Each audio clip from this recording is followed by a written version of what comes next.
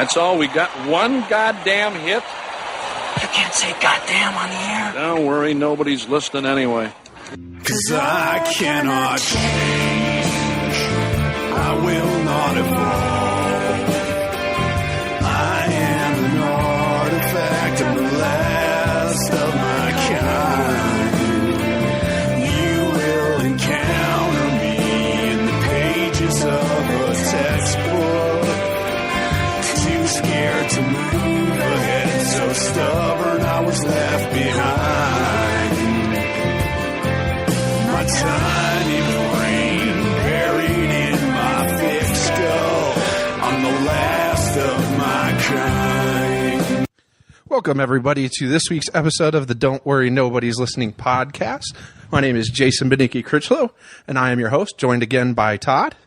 As always, you can find us on iTunes, Google Play Music, CastBox, Satchel, Peapod app, YouTube. If you're watching live, we're going to make this our first episode of a YouTube live stream. We'll see how this goes. That way, when you're watching on YouTube, you don't have to just hear the audio and look at a picture that says Peapod or Podbean. Not Peapod. Why am I trying to tell you to look for us on a grocery subscription service after I just did? Doesn't make any sense. But anyways, Podbean app. But so now you don't have to look at that graphic. So like I said, as always, you can find me on Instagram, Twitter, and YouTube at JASONBANICKI. And again, if you're watching on YouTube, guess what? You already found us. This week, like I said, didn't do an episode last week because I did two the week before, and I was kind of packing up and moving, so I didn't really get a chance. And I had a bachelor party during the weekend, a bachelorette party on the weekend in North Carolina, so I didn't really have a chance to record over the weekend or during the week per se. So we'll get back on our Sunday night rhythm starting today, which means one of the things I want to talk about for sure, and one of the things that I think will be interesting for everybody, given by the sheer numbers of downloads and views, is the I'm going to do some NBA draft recap. Wait a minute, before you start, happy Bobby Bonilla Day. Favorite day of the year. If you're unaware of what Bobby Bonilla Day is, it's the July 1st. Every year for the next... We're about halfway through now. 35. So it's 25. It's 25 years where he gets $1.16 million for deferring $5.6 million back in like 1998.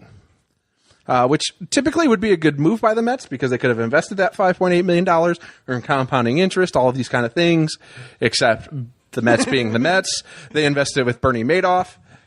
Anytime you're giving your money to a guy whose last name is Madoff, you should just expect to be ripped off. And they were. And now Bobby Bonilla, up until this year, actually made more than pretty much every ace the Mets had in their pitching rotation. So it was always a funny day for me. It really was. But, happy Bobby Bonilla Day is always a favorite day for me. Always a fan. But like I said, I don't want to spend too much time on that. Because that gets talked about everywhere, every July. Well, technically this year it'll be July 2nd. Every sports talk radio place will bring it up and check it out. So without much further carrying on, again, subscribe on iTunes, Google Play Music. Google's about to launch their own podcast app, so you won't have to go to all these weird third-party apps anymore. And through the Podbean service will be set up right away to go to the Google Podcast app. So as soon as that's up and running, subscribe, rate, review. You know, more people who rate, more people who review. Higher up we go on the charts. Not that we're anywhere close to that yet, but, you know, it'll help us move up and make it easier for more people to find us, more people who find us, more cool stuff we could do like this live video, things like that, you know, because, again, right now, this is all coming out of my pocket. Eventually, it'd be nice to reap some reward for that. But without further ado, I'm going to let Todd take the floor for his first winner of the NBA draft. Even though he didn't have his notes ready. I had him ready. They were sitting right next to me. Such a lackadaisical semi-professional. First winner in the NBA draft, the Dallas Mavericks. Love the trade. Got the best player in the NBA draft at number 3, and it only costed them pretty much a future protected 2019 draft pick. Now, I might say you were cheating off my exam if I didn't know better, because that's also my first winner. And my notes almost are exactly, you grab the best player in the draft at number 3 who fits their system perfectly and only costs them a protected top 5 pick in a much weaker draft next year. They also were able to pick up a couple rotation, or actually, what I would say is one rotation piece for sure in Jalen Brunson, the point guard from Villanova. Right. More of a traditional point guard, though, very defense, gets you into your system, which is, again, something Rick Carlisle will have no problem using as a backup piece. Mm-hmm. If he's even a backup, he may just be a defensive-only player, depending on what they do with Yogi Ferrell in the offseason. And then I loved them making a trade to pick up 2 extra second-rounders, really. But the one I really liked is the one they made at number 60, which is probably going to be my favorite pick of the draft just for pure value. And that's when they picked up Kostas Antetokounmpo. Anytime you can get the freak Greek's younger brother at 60, what does it hurt to take a flyer on those athletic genes at that point? At 60, Agreed. You get those kind of genes. So, yeah, like I said, if you would have had more detailed notes, I would have thought you cheated off me. But I'm going to get into that trade a little later because there's also favorite and least favorite trades. So we're not just going to do winners and losers. We're also going to do favorite and least favorite draft day trade. But yeah, like I said, the Mavericks would definitely be my first winner of the draft. Todd, who was your second winner of the draft? Denver Nuggets. I swear to God, you're cheating off me right now. I mean, how do you not take the Denver Nuggets?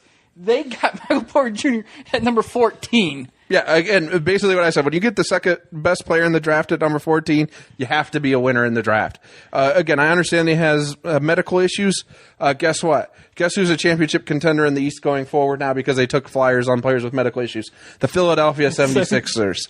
This is how you build championship squads. You take the best available player and you hope it works out. And if it doesn't, guess what? You get another first-round pick next year and you try it again. That's right. You don't win championships by playing it safe. Got anything to add on to that? No, that's pretty much my spiel on that one. I mean, how he fell to 14, I don't care medical or not. Go to your second loser, because I have a hunch your first loser is going to be the same as my first loser. So, Second loser, the Orlando Magic did not like Bamba at number 6. With everything else they needed, they went with somebody who cannot score that well right now. He might develop into a scorer, but right now he cannot score. He's a defensive man and a rebounder. Now, see, I'm going to disagree. I love the pick of Mo Bamba. I love it even more at 6 for 2 reasons. One, it was value at that point because to me, I think he out of the 4 centers taken in those first 6 picks has the highest upside because his measurables are off the charts.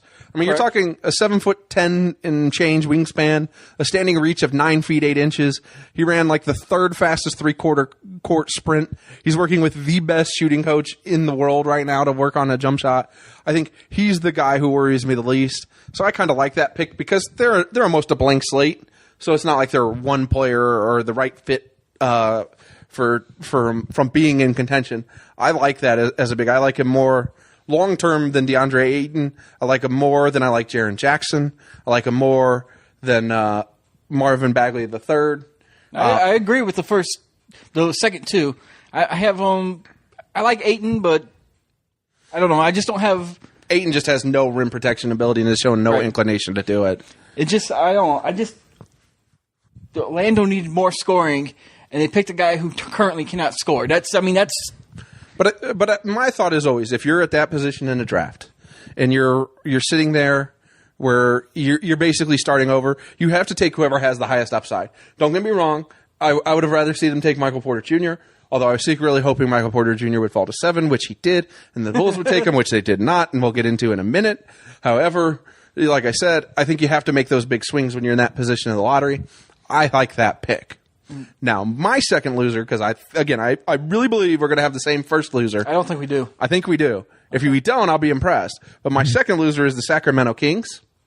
I think anytime you don't have your first round pick next year already, most likely, unless it's the number 1 pick, I think is the only way they get to keep their first rounder next year. Okay. Otherwise, I think it goes to the Celtics, unless it's somehow lower than the Sixers pick, then it goes to the Sixers. But don't see that being in play.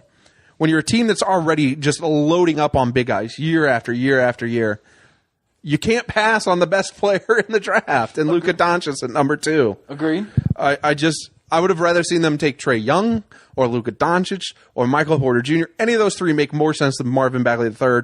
Somehow, in an era of basketball where we've seen that the big guy has been so devalued and so minimized, to have 5 of the first 7 picks be centers still perplexes me. It just doesn't make sense with all the other things that were on the board. But what it does tell me is this draft was not nearly as loaded as they wanted to pretend it was. If it had to be 5 out of 7 big guys taken at the top.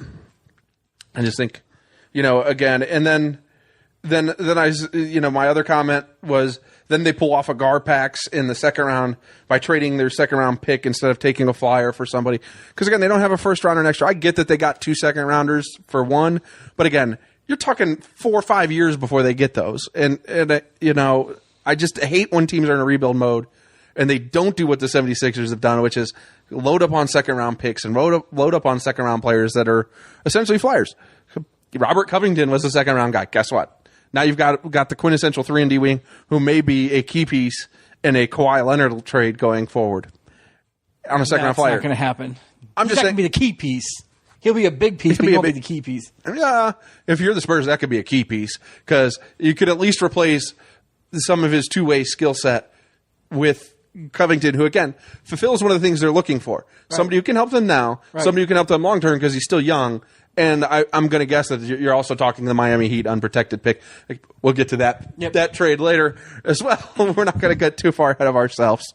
But again, I just hate when rebuilding teams don't take the opportunity to load up and acquire some extra picks, extra players. Take more shots, particularly with some of the guys that were sliding into the second round. Like I said in my mocks leading up to this and some of the stuff, kind of from, if you want to be honest, 10 to 45 or 50 were all really similar guys. Like you weren't getting somebody who was exponentially more NBA ready or exponentially better in that range where you could have picked up somebody at 45 or 50 who was every bit as good at 10. Right. I mean, I'm in agreement. There was nobody separating themselves after Porter came off the board. Yeah, I would say yeah, and that was just a fluke that he fell that far. He should have never fallen that far. Because I could go, there were guys ahead of 10 as well that could have fallen into that bubble.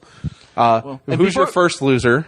Well, before we go, because I know where you're going, where we have the same loser, but I have a couple other ones. First, Atlanta Hawks did not like the Trae Young pick for 5.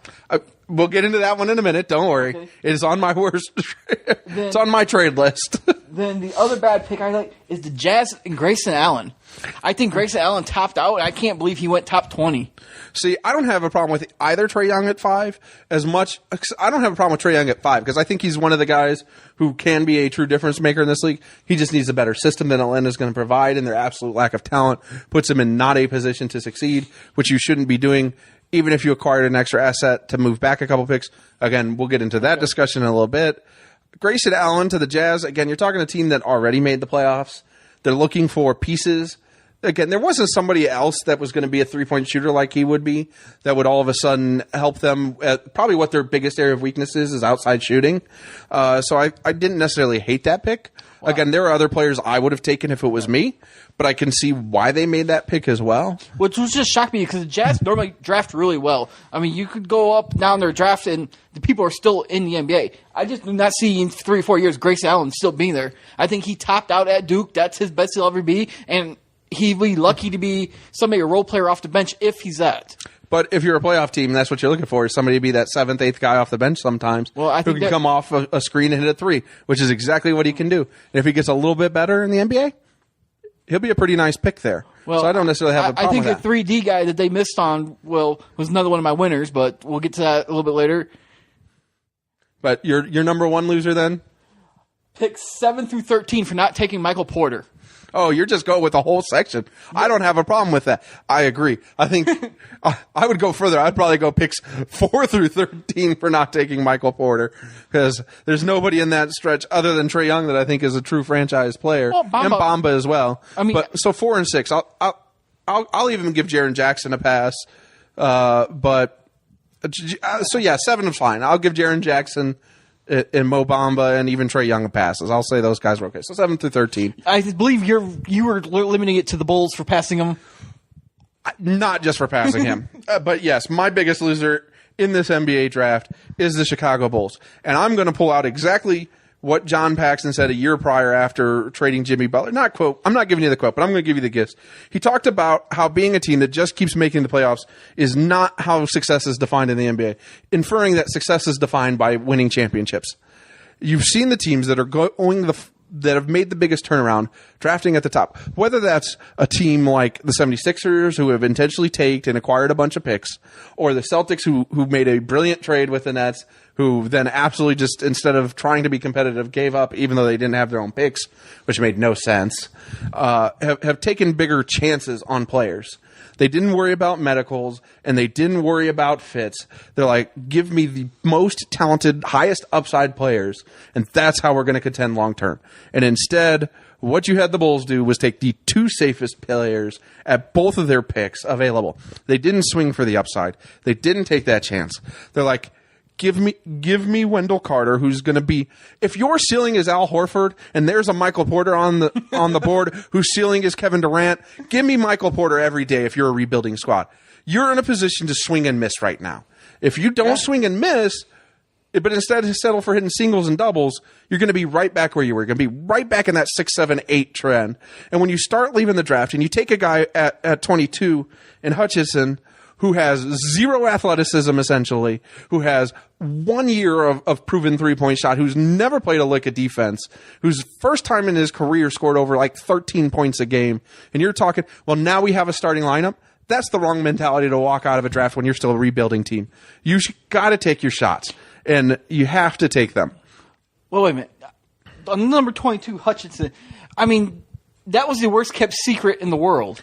I mean, it was. It absolutely was the worst kept secret in the world. That doesn't make it the right pick. No, I mean, watching on ESPN, they told me who the pick was 5 minutes before Bulls even came up, because they said they promised him and they guaranteed him he wouldn't go past 22. Well, and here's the thing that gets me at the end of the day is, first off, when you start making promises, when you're in rebuilding mode, it shouldn't happen. You're not a team that's on the cusp of playoff position or even deep playoff runs.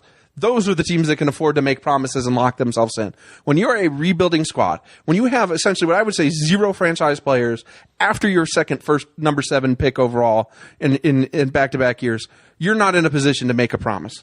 And just to make a point, here's who went 23 through 30. I'm not even going to get into the second round. And you're talking guys like Aaron Holiday and Anthony Simmons. Robert Williams fell. Now, how different does this draft look like for the Bulls if they take their chances on Michael Porter and end up with Robert Williams at 22? But they took Wendell Carter. They had in their mind that they were taking a big because they promised Chandler Hutchinson. They were taking him at 22. So they had in their mind already that they were going to take a big at 7, which makes no sense. If you already look at what the Celtics have done and they've leapfrogged everybody with what they shouldn't be, they've got 3 wings going into next year already, possibly trying to acquire Kawhi Leonard to be a 4th. When you talk about back-to-back years, they drafted Jaylen Brown and Jason Tatum, who are exact same position. And then they go out and sign Gordon Hayward, who in theory plays the exact same position. Because guess what you have to do to win in modern NBA?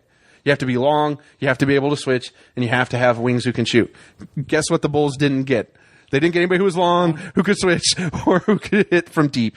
So, like I said, it's just the most Garpax moves. They're putting themselves. You're not going to win a championship if Gar Forman is your GM and John Paxson is your president of basketball operations. It's just not going to happen.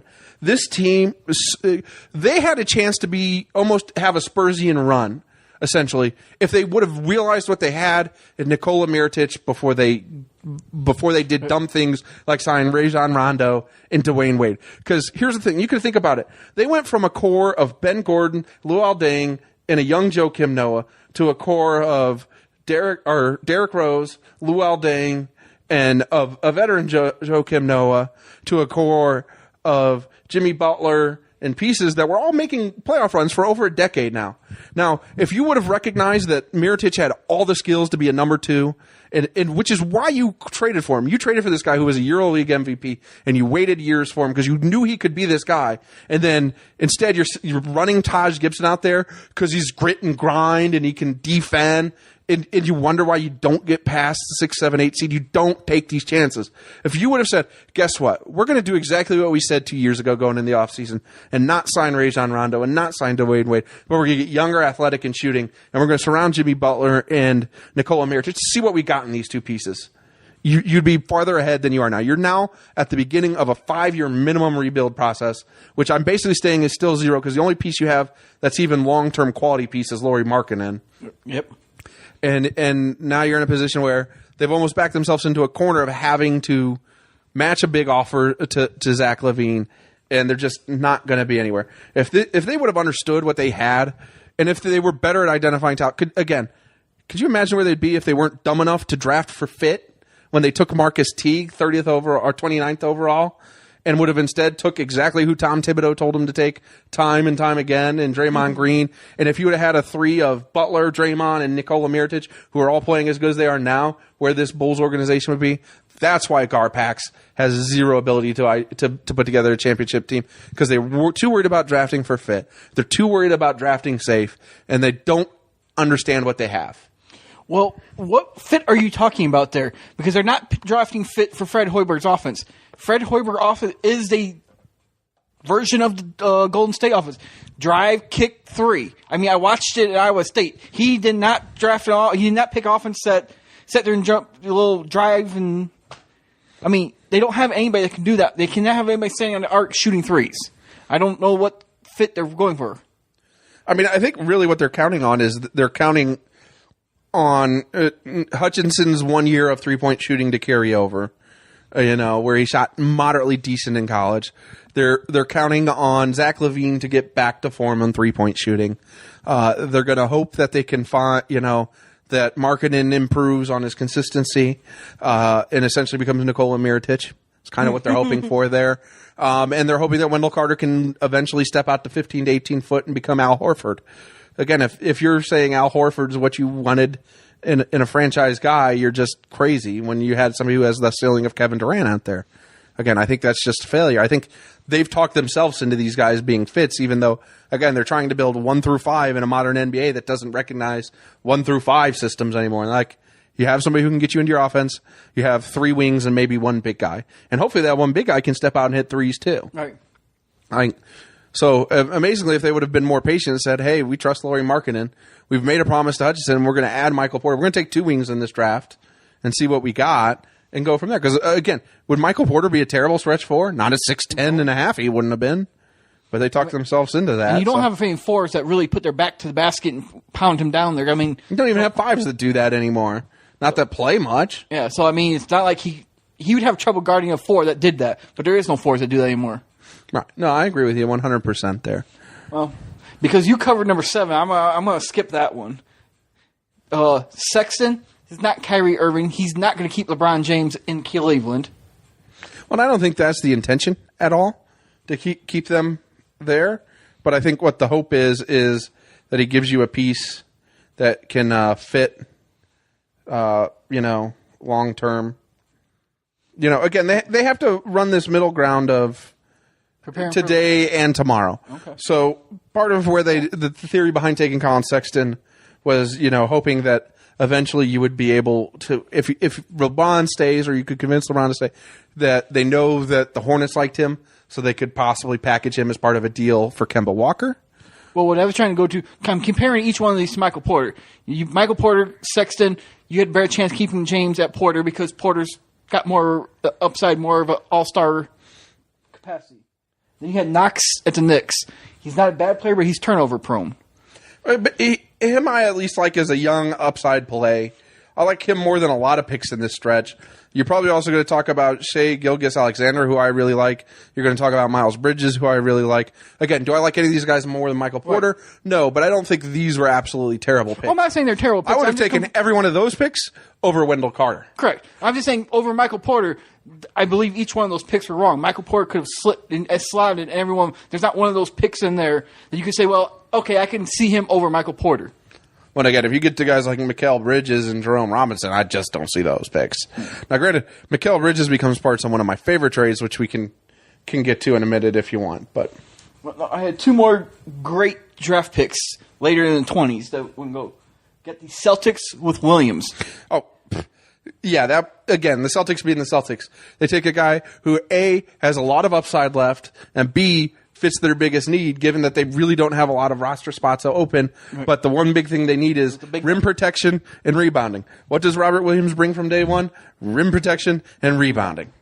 Again, Danny Ainge hits a home run. Shocker at 27. And that next one was the Warriors at 28 with Evans, a D and 3 guy. I mean, that's what you were just talking about at 22. That's why I said I think the Bulls missed there because there was a D and 3 guy. I mean, Golden State, again, got somebody who shoots. All he does is shoot. And he's pretty accurate, too. Right. No, I absolutely like that pick. I love, at 24, I love Anthony Simmons to Portland. For one, that kind of signals to me that they're starting to think that maybe it's time to break up the Dame Lillard, CJ McCollum backcourt. I also think at that point, you're taking a flyer on somebody with the highest upside left. We don't know how good Anthony Simmons could be. Right. But again, in a different era where everybody was coming out of high school, I don't think he falls to 24. He just fell strictly because he didn't play. He didn't play. And that was my question mark on it. Is when they drafted him, I put another guard. Why another guard? But if one of them Lillard or McCollum goes, then that makes sense. Yep. Those are the two best draft picks I had. For this. Now your favorite trade? Our favorite trade? The Mavs. Making the trade up to get Dominic. Yeah. Mm-hmm. Fair enough. My favorite, though, was the 76ers trading Mikal Bridges to the Suns for Zaire Smith and Miami Heat's 2021 unprotected first-round pick. First off, you get a guy who I think fits what they want to do in Philadelphia better in Zaire Smith than Mikal Bridges. I think he has more of a ceiling. And you get an unprotected first-rounder, which is just unheard of in this day and age of the value of first-round picks. So, to me, they got the better player. They've got to save salary for free agency, which was important to them. Mm-hmm. And they got an unprotected first-round pick.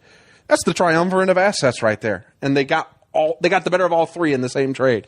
Like, you're a winner every day if you can do that. And it's to me, that's more amazing given that they have such front office turmoil thanks to Burnergate that they were able to pull that off. Because again, if you listen to the mock draft episode we have, I had Zaire Smith at 10 in both versions I did to the Sixers. I liked him that much for them because I thought he was that perfect of a fit. To be able to get him 6 picks later to save almost $1 million in salary for this year's free agency and get an extra unprotected first round pick, I couldn't draw that up any better in 2K than that. So, least favorite trade? Least favorite? Well, first of all, it's the second half of the Dallas trade. Did not like the Hawks trade, part of it. But amazingly, also my least favorite draft day trade. So you're trading Luka Doncic, who's also essentially, even though he's a wing point guard. He's going to be very much like Ben Simmons. And all you picked up was a first-round pick potentially next year that's top 5 protected, and then has various protections for up to the next 5 years. Mm. It could be 2024 before you see that draft pick. Yeah. You lost if you get the significantly more limited player, and it's going to take you 5 years to potentially see the pick, and it could eventually become a couple of second rounders, if I'm not mistaken, at the end. Like, you lost badly if the Mavericks are bad. And if Doncic is as good as he is and DeAndre Jordan now in free agency going to the Mavs fits as well as a rim protector that they need, they may not go deep in the playoffs. They may not even make the playoffs, but they're not going to be at the top of the lottery again next year. Dirk's coming back. They've got Dennis Smith, who's going to be another year better. And again, have less ball handling responsibilities now with Doncic there. So there's going to be that. It's just a loot. If it's a late lottery or even an early 20s pick, like, it just looks terrible. Yep, I 100% agree there. I was going with, because I didn't think you were going to let me take the best, being the Dallas and the Hawks. I do have another one that fits in there. Did not like the Hornets trading Alexander to the Clippers for Bridges. I think the Hornets would have done better keeping Alexander as point guard. Now, see, I know what you're saying, and I know what you're thinking. But Miles Bridges was probably my third or fourth favorite player in this draft in terms of upside. I think people forget how oppressive that Michigan State offensive system really is to these guys and how good some of them can be once they get to the NBA. I think he's better than Jaren Jackson. I think people talk themselves into Jaren Jackson because he fits. I think, however, Miles Bridges gives you a guy who, again, the quintessential switchable wing that can shoot from 3 all day long in the NBA. What more do you want at number 11/12? And they pick up 2 extra second rounders. I just like Alexander. I do. More need for them that point guard. It depends. If they decide to keep Kemba Walker long term, which we've seen now into these early days of free agency, there's no guarantee that when somebody's contract up is that they're leaving as more and more players stay because the money just becomes that different. Right. And again, sometimes it's just that familiarity, not having to sell your house, not having to move your kids again or move your family again. That eventually it just becomes one of those deals where it's like, okay, I'll stay. So there's no guarantee Kemba Walker leaves. Now, if you take Shea Alexander, who's really strictly a point guard, I know he's a point slash shooting guard listed in the draft material, but he's so slight, and I don't see him as enough of a true pure shooter to be a full-time 2 guard. Well, I was looking the other way. Alexander is the point and using Walker as a shooting spot up shooter, but Walker ain't giving up the ball. Well, he would have to, but being a spot up shooter is something he's good at. I mean, he could sit there and hit 4 or 5 threes a game. Oh, absolutely. And I mean, he holds so many Hornets records as is right now. Mm-hmm. So it's not, it's definitely not one of those things where he couldn't do it. I just think, if you look at those two, I would put Miles Bridges ahead of Shai Gilgeous-Alexander in my draft board anyway. So I liked it. But again, you got to add a couple flyer picks going forward. I don't have a problem with that one at all. Then you get into some of the weird second round trades that I don't worry about as much because usually that's like 1 for 2 future second rounders is not a much loss there. I didn't look at any second round either. I thought the big loss was just the lack of overall activity. But again, I'm guessing most GMs saw this draft the way I did, where there wasn't just that much separation from 10 to 50 almost, that it didn't make a ton of sense to try and trade up and grab a guy because. Right. Particularly in that 10 to 45, there were so many 3-and-D kind of wing guys or potential 3-and-D guys. If there were some guys who didn't either have the shot together or the defense side ready, they at least had the tools to be that guy. So it's like, well, if I miss this one, I'll get that one. So, and it's to me what made what the Sixers pulled off even more impressive. Again, you swap one 3-and-D guy for another one and get an unprotected pick in that draft. I think that's an easy win for me. I got one other one that is just questioned. I'm trying to figure this one out. The Lakers and Wagner. It makes sense if James goes there because then you have a big guy that stand at the 3. He's not a defensive. He's not a rim protector, really. I mean, he does block shots, but that was, I think, more accidental than. And this is being from a Michigan fan, so I mean, I watched a lot of his games. I mean, I don't disagree, but if you also in my second mock draft, that's what I had the Lakers taken because I thought that was a fit. Just because did I have them? Oh, you're gonna make me look. I don't know. I mean, it just doesn't seem like he fits in without a LeBron James there. Because if you look at everything else, he doesn't have a spot. Yeah, so I did have him taking him. Again, that just got to be a lot of the part because the Lakers don't have any big guys really. Because I don't see him keeping Julius Randle around.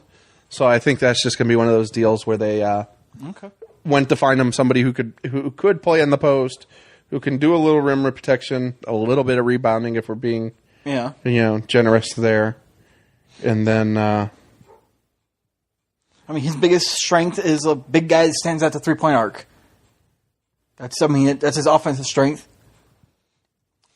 No, and again, but I think that fits also with what Lonzo Ball's weaknesses are. If you don't get LeBron James, you have a guy who's not been shooting very well from 3 this past year. You don't have any 2 guard of the future at all in LA right now. Mm-hmm. Brandon Ingram's still a work in progress, but getting better. Kyle Kuzma and Josh. I mean, you have Kyle Kuzma and Josh Hart, who I see as rotation guys more than starters. Even though Kuzma had a really good rookie year, I think on a better squad, he's a rotation piece more than a starter. So I like that one. Again, I called it in my second mock draft. I don't mind patting myself on the back at all for that. Okay. Are we going down the free agency tunnel now? I mean, we can go down it a little bit. We've still got at least 30 minutes till we hit an hour. Not that we have to hit an hour, but right. Well, I'm just looking at it. The first thing that shocked me is people making their decisions before James made his. Because all I kept hearing all week is it's going to be very slow till LeBron James made his decision. And then you look, Durant re-signed with the Warriors. George, OKC. Chris Paul stayed with the Rockets. DeAndre Jordan going to the Mavs. Derrick Rose staying in Minnesota. Ariza went to the Suns. Which Grant is in Oklahoma? Jeremy Grant staying in Oklahoma. Doug McDermott going to the Pacers. And the Denver re-signing. I'm not going to try the name.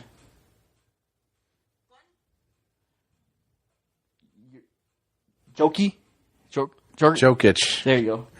I'm horrible at names, so I mean, all those people made their decisions before LeBron. And now if you look at really the next biggest free agent out there outside of LeBron is DeMarcus Cousins coming off a horrible injury.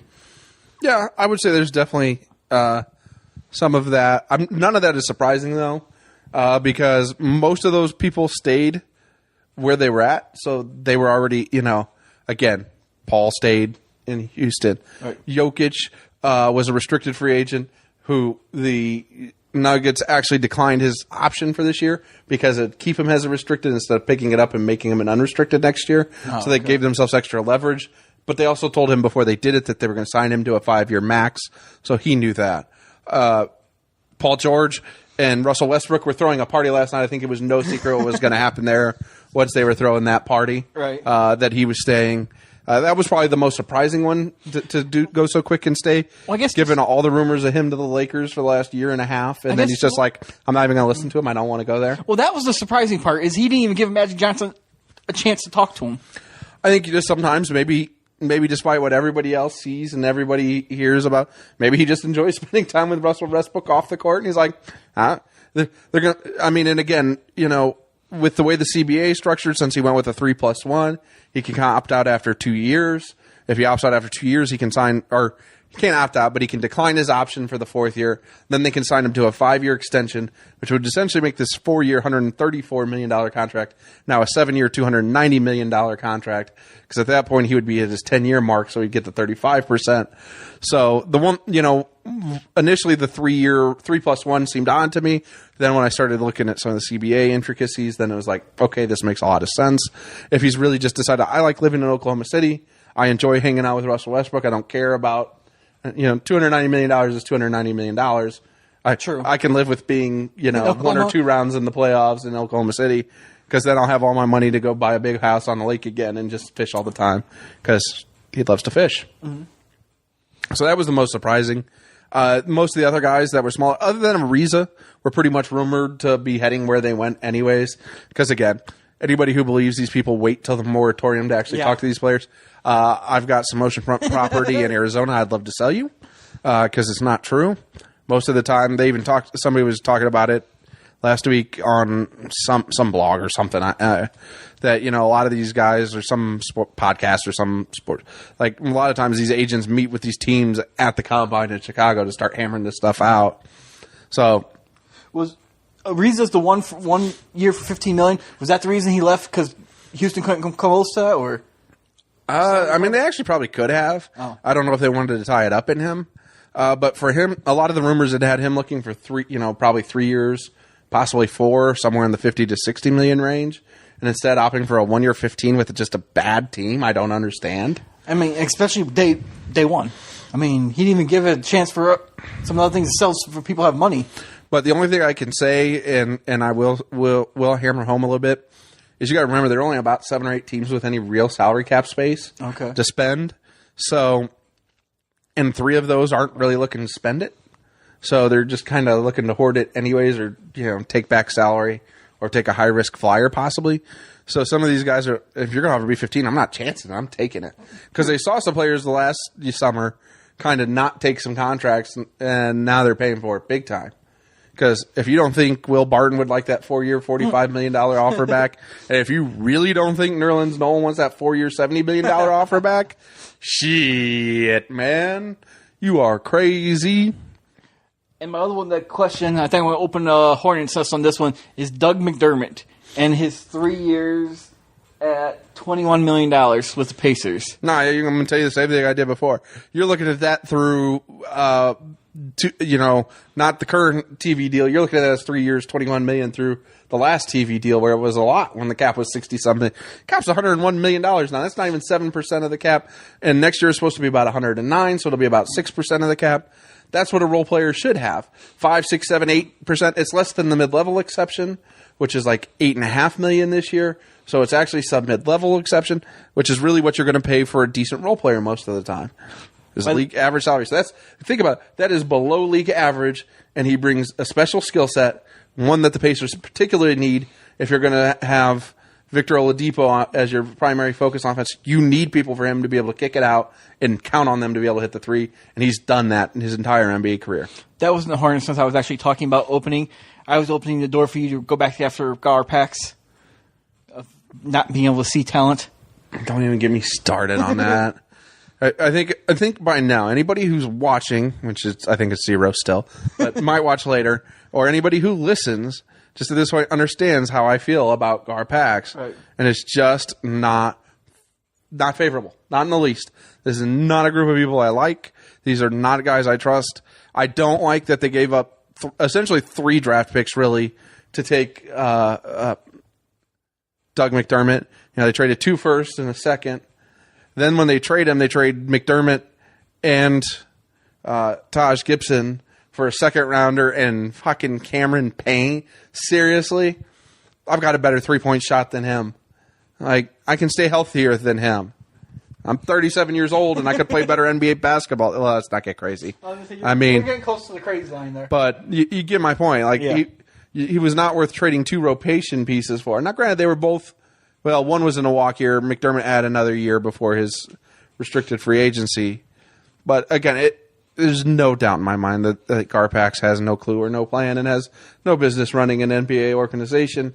But again, it's the Reinsdorfs who just essentially never pay anybody to go away. And the fact that they did pay Tom Thibodeau to go away at least shows a little foresight. But they're not doing it twice in a couple of years. So, come on, but they're putting the band back together in Minnesota. No. Did you see some of the rumors out there this week? No. That if the Lakers and the Knicks both stretched Luol Deng and Joakim Noah, that the Timberwolves would be interested in both. It's like, come on, Thibodeau. Please stop. These guys aren't even serviceable 11th guys on the bench in the NBA anymore. They played 0 last year, essentially. Don't. Wait. Do. It would be funny, but don't. Wait a minute. Please stop. You did have pretty much the same conversation about Derrick Rose, and he did show up for them. In the playoffs, finally, yes. He did show up, so maybe Thibodeau can get the last out of those two, too. I think he got everything out of them when he was in Chicago, and they were done when they left.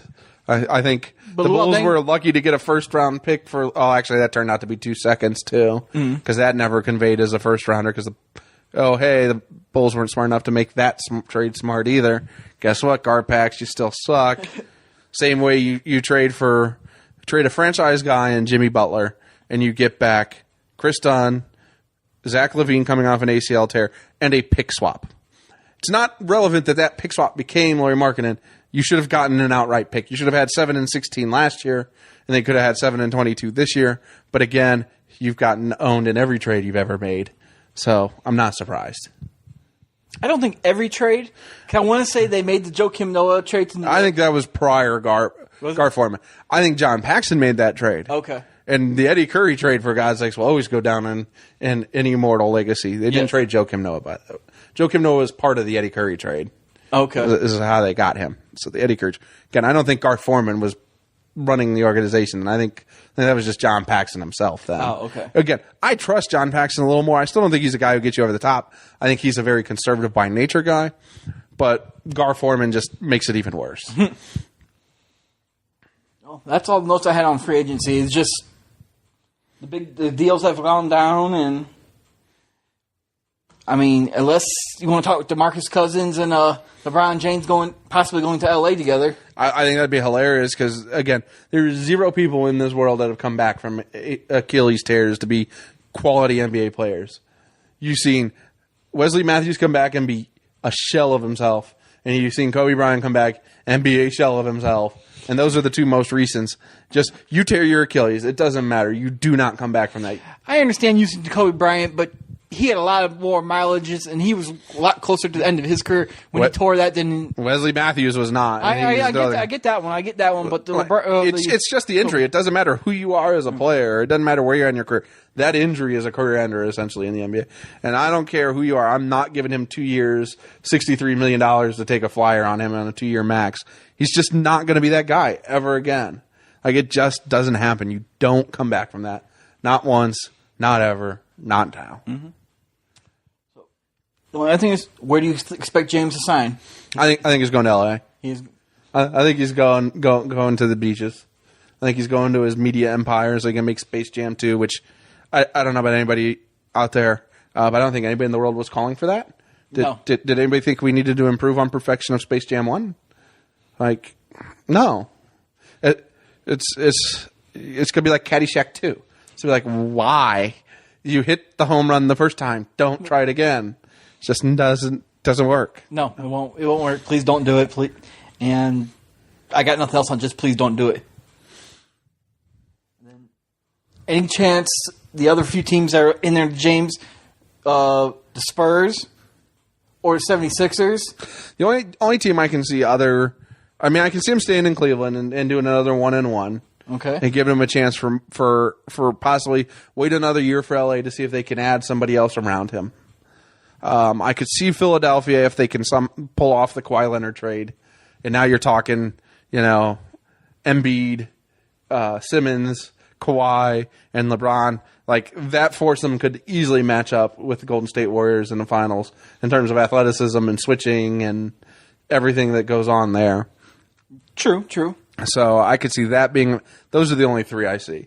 And again, I don't see L.A. from a basketball standpoint. I just see L.A. from I want to live in L.A. and my kids want to live in L.A. and I just keep hearing the Spurs because he loves Popovich so much that – but I don't – They already spent a bunch of money. They spent $10 million today to re-sign Rudy Gay, so they don't really have any cap space. Okay. It'd have to be a straight-up sign and trade. And who are you trading to Cleveland that they want? Because you got to make the salaries match up at least relatively close. I mean, the only one would be Kawhi Leonard, and then you shot yourself in the foot. I mean, I don't know. If you get LeBron James for Kawhi Leonard's crybaby ass at this point, I might take it. I know, but then what else do you have in? Well, you still have LaMarcus. And you have DeJounte Murray and Danny Green. You got Rudy Gay. I don't know. Maybe. Retract that. You have Patty Mills as a backup point. No. You don't get to use Patty Mills after unplugging my microphone for me using Patty Mills earlier. I'm just saying, as a minimized piece, he's not as a role player, he's fine. As a primary piece, he's not. There's a difference in the situations. Because, again, if you have LeBron James, he's going to be your primary ball handler, right, which means you can play DeJounte Murray more because you don't really like him as your primary ball handler, even though he can play the point. And Patty Mills is not a guy you want running out as your primary point guard. At that point, too, if you get that group, you also get to, add pieces around them to fill out the bench because wherever LeBron James go, veteran minimum guys follow. Plus, who knows, maybe you can add Kyle Korver. LeBron seems to have bonded with him and likes playing with him. And then who'd the Spurs take in the first round this year? I can't remember. Lonnie Walker. Yeah. So the 3-and-D guy from Miami coming off the bench would also have, I would do a swap of LeBron in pieces for Kawhi Leonard in pieces, which Patty Mills might have to be part of that, just dollars and cents wise. Because, $32 million maximum versus like a $22 million max contract. You're in different leagues there, so you still have to make up that gap. Mm-hmm. So I don't know. I mean, I could see it. I don't think that's where he's going. I don't think that's what they're looking at all. I don't think the Spurs are even in that discussion. Well, he said he would sit down and have a conversation with Pop. Yeah. So, I mean, he respects him enough to at least sit down he's not sitting down with anybody else, Stacey said. No, it's been all his agents otherwise. Right. And that makes sense. I think just for him, it could be a chance to sit down and talk with Pop. And Pop's like, why not? Let's do this. Like, you have to have that discussion with the Spurs. Yeah. I just don't see that. I agree. I don't see it, but it's something that's been out there, and he likes Pop. He really likes Pop as a coach. So I think that covers all our NBA talk. I think we're at about the 50-minute mark. So a couple weeks ago, when we did one of the NBA mock drafts, I kind of had hinted at a future episode to cover a special topic coming up. And then, again, we don't have I don't want to terribly burn up your guys' time here, but I appreciate you all for listening. Those of you watching on YouTube or maybe watching live, I haven't checked to see if anybody's watching live at this point. You might notice we're recording in a very nice palatial living room here of Todd's. If you also are watching, you notice not only, as I hinted in my description, that I am a middle-aged man, but he is also a middle-aged man. When we moved, Todd moved into this apartment a couple weeks ago. I had asked him ahead of time, do you have movers lined up? And he's like, yeah, I've got movers lined up. So I get a hold of him to record the episode and come hang out, check out his new place. He's like, I didn't get the movers, and I've got a truck coming, and it's like some guy who's 85 years old and looks like he's on death's door, and also happened to be like 90 degrees that day with 90% humidity, similar to this weekend as well. And needless to say, I was not a very happy man about that because, again, we're middle-aged men, and even though I'm currently unemployed, he has a very nice career, and I'm getting ready to move in a couple of weeks to move back up here permanently. And I will still pay for movers to load up my apartment into my moving truck. And when I get home, it's one flight of stairs down to store stuff. I'll do that mostly myself. But as a rule, people, if I have one rule, and I have many one rules similar to Barney, don't worry. But if I have one rule, it is once you are past 30, you do not ask your friends to help you move anymore. There is no amount of pizza and beer that make it right, ever. You're an adult. You make good money. Pay people to move you so people don't hate you for the rest of eternity. Because the whole fucking night, other than when we were on mic doing the NBA fucking draft preview, my mock draft, was I cussing his ass out. I was motherfucking this motherfucker for being such a cheap ass and not splurging for movers, and thinking that him and an 85-year-old guy who looked like he might have croaked at any 3 seconds, and then who brought his son, who was like 69 years old, to help, were his two planned movers had I not snuck into town. It was just preposterous to me that was his game plan for the whole move. Floor's yours. You can go now. It's yours. Defend yourself, because there is none. I don't have a defense. Exactly. You're just sitting here like, I don't know what you're talking about. Like, those were the two people I saw. They were old as dirt and older than dirt. And that's coming from somebody who's old as dirt himself. So I get to make those judgments. When I'm my age and you're like 30 years older than me, and then you bring your pops with you to help move, those two people shouldn't be your only two accounted for movers. Did we learn our lesson? Yeah, I can't tell you till I move again. So that's a no. That's a firm no. If you learned your lesson, you say, yeah, it won't happen again. But his answer is, well, we'll have to wait and see, means no. No, he didn't. Which means the next time he moves, I ain't coming within 1,000,000 fucking miles of him. I'll be on vacation, so it won't happen. Because I'm going to laugh at him when I have to hear the stories of him and some 90-year-old man helping him move. It'll be hilarious when I read it in the paper that some 90-year-old man died because of heat stroke trying to help Todd's cheap ass move.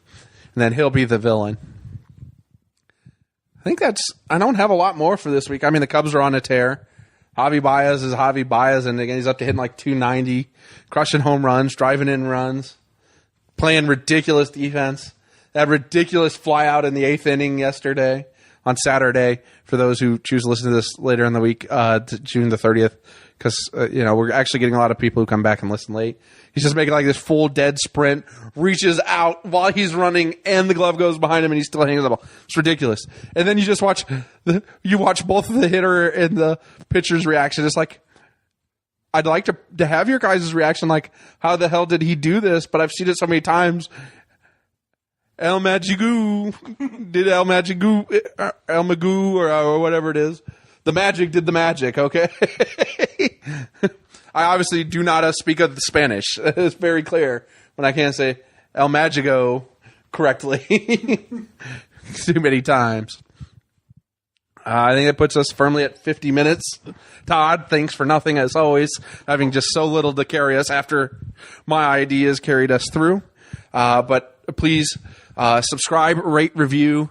We're on iTunes, Google Play Music, CastBox, Podbean, on our Facebook page, Don't Worry Nobody's Listening podcast. Like I said, share it out with your friends. Shout out to the people overseas listening to us. The people in Taiwan, in England, in Sweden. I appreciate it. We're also on Spotify. Don't forget that. You can just type it, Don't Worry Nobody's Listening, or just my name, Jason Benicki, and it'll pop up, and you can subscribe to the stream or follow, I think is their vernacular. Add me on Instagram, Twitter, Snapchat, and YouTube for those of you not watching on YouTube at JASONBANICKI.